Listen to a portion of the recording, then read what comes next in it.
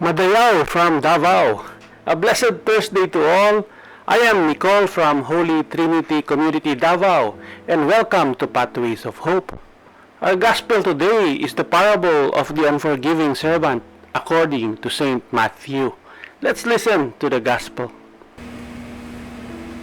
Then Peter came and said to him, Lord, if another member of the church sins against me, how often should I forgive?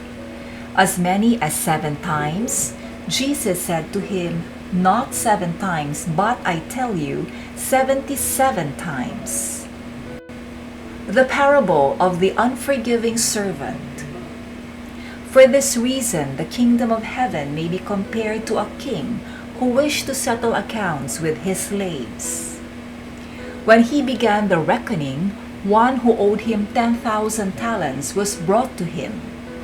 And as he could not pay, his lord ordered him to be sold together with his wife and children, and all his possessions, and payment to be made. So the slave fell on his knees before him, saying, Have patience with me, and I will pay you everything. And out of pity for him, the lord of that slave released him and forgave him the debt. But that same slave, as he went out, came upon one of his fellow slaves who owed him 100 denarii. And seizing him by the throat, he said, Pay what you owe. Then his fellow slave fell down and pleaded with him, Have patience with me, and I will pay you. But he refused. Then he went and threw him into prison until he should pay the debt. When his fellow slaves saw what had happened, they were greatly distressed, and they went and reported to their lord all that had taken place. Then his lord summoned him and said to him, You wicked slave! I forgave you all that debt because you pleaded with me. Should you not have had mercy on your fellow slave as I had mercy on you? And in anger his lord handed him over to be tortured until he should pay his entire debt. So my heavenly Father will also do to every one of you if you do not forgive your brother or sister from your heart. When Jesus had finished saying these things, he left Galilee and went to the region of Judea beyond the Jordan. The word of the Lord.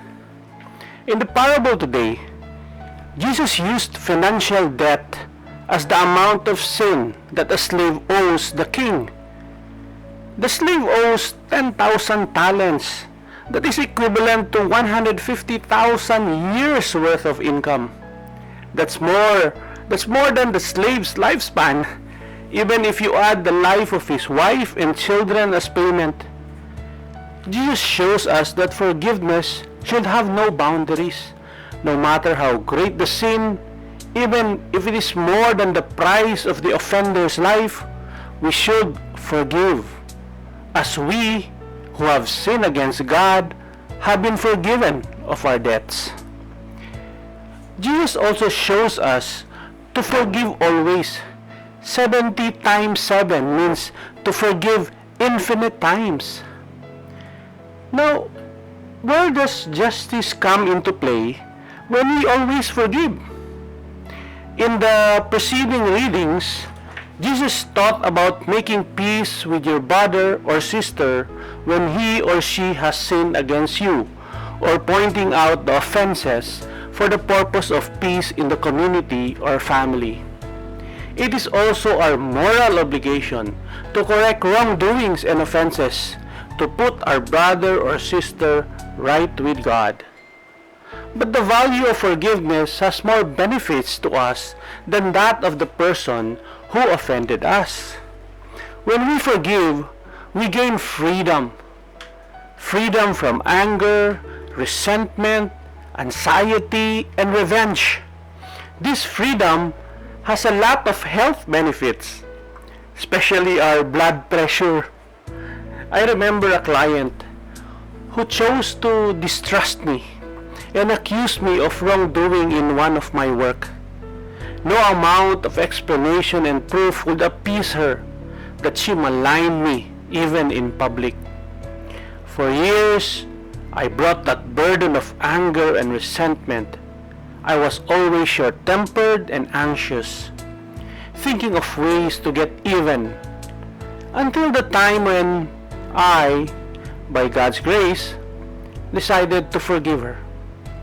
Slowly, my anger and anxiety left me and turned it into compassion and pity for her.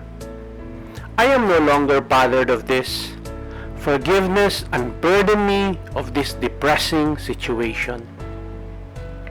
Healing is also one great benefit we get in forgiveness. Healing of hurts and pain when you decide to forgive a family member, a loved one in the family or community. You will be relieved of the pain you feel against that person. In fact, when you reconcile with the person who offended you, you will once again value your relationship and the joy and peace of your togetherness. You know, during the past elections, many friendships were tested. Some friends became cold and left. It was so disheartening that decades of friendship, commitments, and love for one another vanished because of a few stray words spoken in moments of weakness. But we are blessed that by God's grace of forgiveness, these hurts and pains were healed. Not only are we relieved of the pain, but now enjoy the fellowship and joy of our relationship. Life has been sweeter the second time around for our friends and family. Jesus, on the eve of his sacrifice, prayed for our unity, and every one of us to be an instrument of growth for the Christian people he is forming. Among Jesus' teachings, if love is the foremost virtue, then the virtue of forgiveness will be the second.